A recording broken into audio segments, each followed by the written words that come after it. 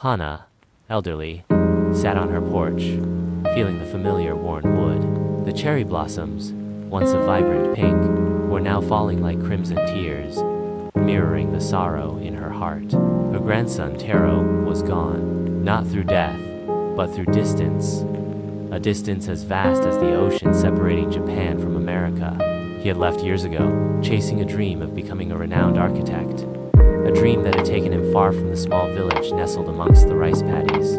Each day, Hana would sit on the porch, a small, chipped teacup in her hand, watching the path that Taro used to take to the village school. She'd remember his laughter, the way his eyes crinkled at the corners when he smiled, the tiny hands that used to hold hers. She'd whisper his name to the wind, hoping it would carry her longing across the sea. Letters arrived infrequently, filled with Taro's elegant script, describing towering skyscrapers and bustling cityscapes, but the words felt distant, cold. He spoke of success, of awards, of a life far removed from the quiet beauty of their village. Yet, in every letter, there was a hint of sadness, a longing that echoed her own. He never mentioned returning. One day, a different letter arrived. It was short, barely a page, and the handwriting was shaky, unlike Taro's usual precise script. It spoke of illness, of a sudden downturn in his health. It was a plea, a fragile cry for help masked in polite formality. Hana's heart ached. She hadn't seen him in years, yet the bond between them felt stronger than ever. She sold her small plot of land, the rice paddies that had sustained her for so long. It was a difficult decision, letting go of the life she knew, but it was a price she was willing to pay.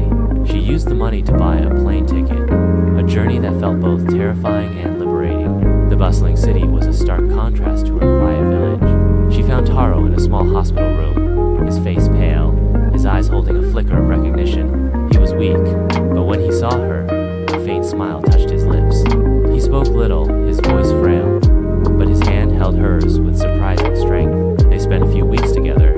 He showed her pictures of his work, his voice filled with pride despite his illness. She told him stories of the village, of the changing seasons, of the neighbors who missed him. They shared memories, simple moments that filled the sterile room with a warmth that transcended the physical distance.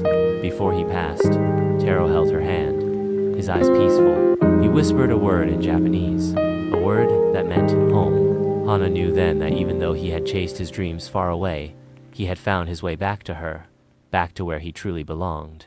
As the cherry blossoms fell again, Hana felt a different kind of sorrow, a sorrow tinged with the bittersweet peace of a love that had transcended time and distance.